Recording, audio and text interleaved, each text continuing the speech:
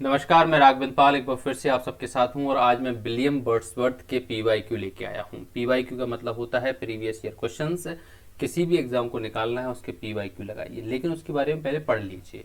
ऐसे नहीं direct PYQ पे पहुंच जाइए, थोड़ा पढ़ लीजिए, उसके बाद उसके पीवाईक्यू जरूर लगाइए। जब तक आप पीवाईक्यू नहीं लगाओगे आप एग्जाम नहीं निकाल सकते हो, ये गारंटी है मेरी। तो आज फिर से अगर आप नेट की तैयारी कर रहे हो, सेट की तैयारी कर रहे हो, तो मैं लेकर आया हूं आपके लिए विलियम वर्ड्सवर्थ के पीवाईक्यू।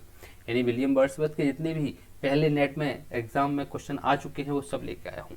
चेक कर लो अपने आप को। पहला क्वेश्चन 15 क्वेश्चन दूंगा, 15 क्वेश्चन में पेन और कॉपी उठा लो और देख लो कि कितने मेरे सही निकलते हैं। First question, in which poem does the following line appear, our worth is but a sleep and a forgetting. कौन सी ऐसी विलियम वर्ड्सवर्थ की वर्क है, यानी ऐसी पोएम है जिसमें आपको ये लाइन दिखाई देती है, our worth is but a sleep and or forgetting. तो कौन सी पोएम है? Immortality ode. इसमें आपको ये लाइन दिखाई देगी जो ऊपर लिखी हुई है।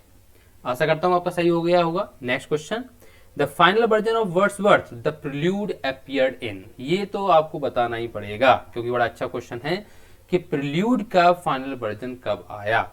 तो आप सबको पता है कि प्रिल्यूड जो है वो 1798 या 99 के करीब लिखना इन्हें शुरू कर दिया था।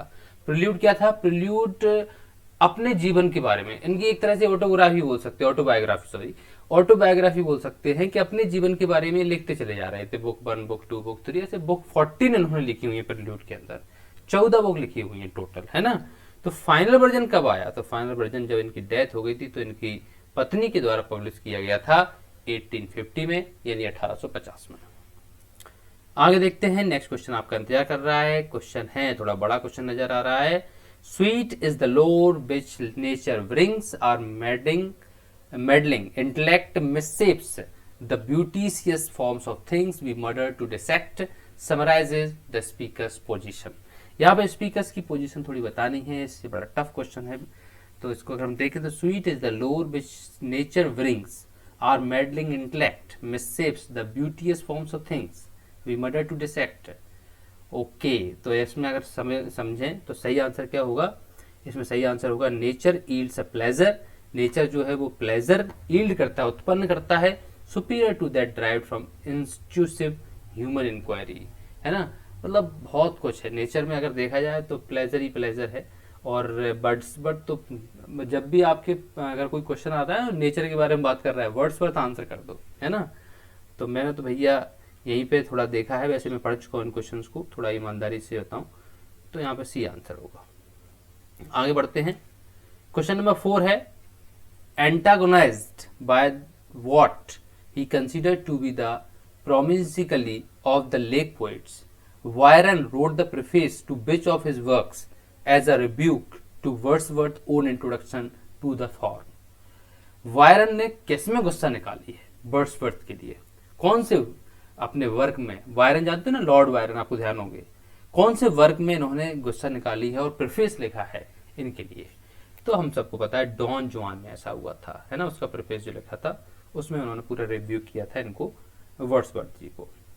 नेक्स्ट क्वेश्चन है, question number 5, bliss was it is in that dawn to be alive, but to be young was very heaven, this occurs in a poem bye.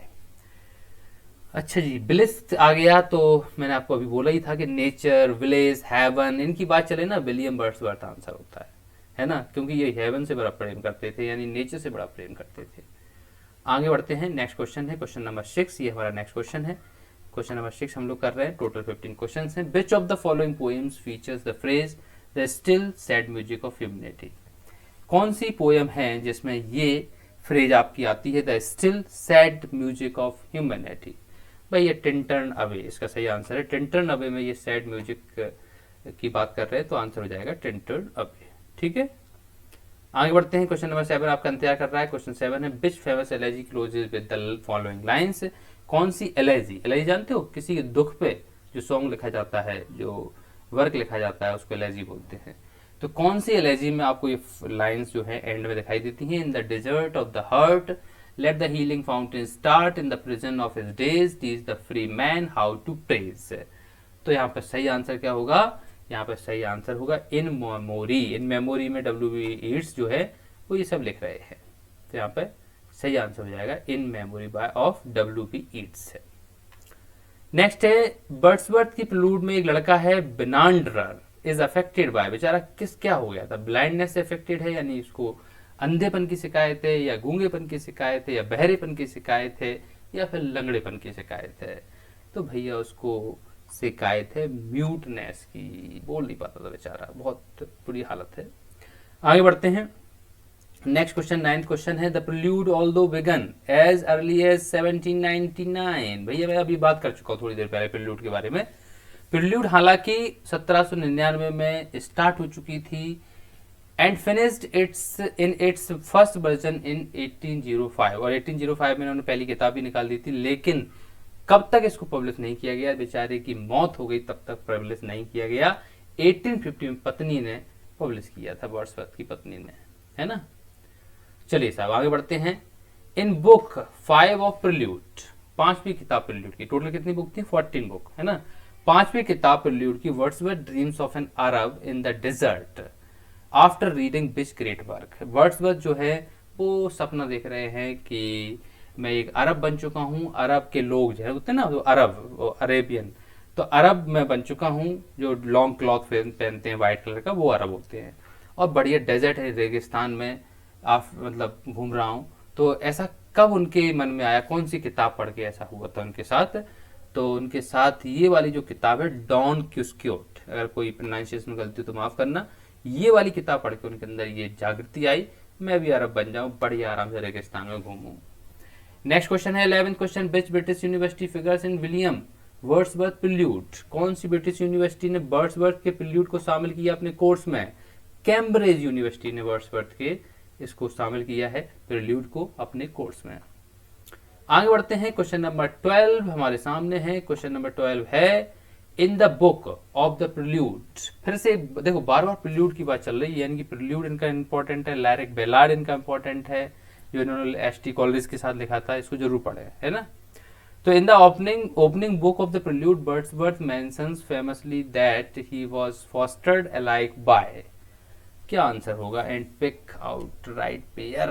ओहो, यहाँ पे अगर देखें तो वी सही आंसर है, ब्यूटी एंड फियर, ये हमारा आंसर सही है, ठीक है।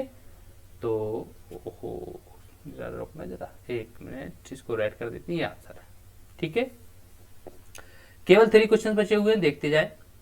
13 क्वेश्चन है हमारे सामने। क्वेश्चन है एन इंग्लिश पोएट, कौन से इंग्लिश पोएट है, कुडंट हेल्प, वो रह नहीं सकते, the excitement that an historical event caused in his life time, bliss was it in that dawn to be alive.